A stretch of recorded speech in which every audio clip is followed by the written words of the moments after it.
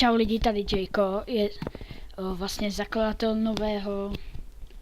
nového kanálu, který se jmenuje OGV Production, jak jste už mohli zjistit podle názvu. Jestli poznáváte můj hlas, tak nesuďte mě podle starého kanálu, byl fakt lamácký. No a já jsem vlastně zakladatel tohoto kanálu a budu tady vlastně natáčet Minecraft filmy, let's play ze všech možných her a skeče, komedie, horory a tak dále. Tímhle videem vás chci vlastně pozvat a chci vás vlastně uvítat na tomto kanále. Prosím dejte odběr a vlastně i like na toto video, prosím. A vlastně dejte odběr a dívejte se na mé videa, nebudou se líbit, zrušte odběr, mě to nevadí. To je jedno.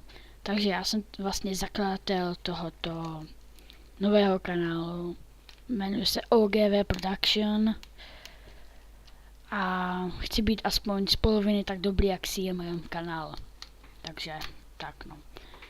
Vlastně další, já jsem takový ten hlavní z téhle našeho kanálu, ale pak tady jsou ještě dva lidi, kteří jsou jako u CMM Date a třeba Blazer.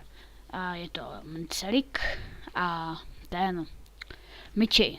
Ti tady budou taky hodně natáčet a budou prostě hlavní role ve všech filmech a tak. No.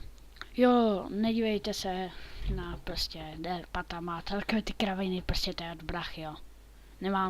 Nemám vlastní počítač. Mám ho z brachu, no a co?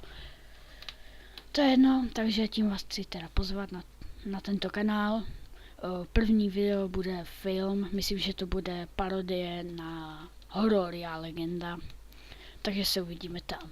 A teď čau lidi a teda ještě jednou odběr a like. Čau.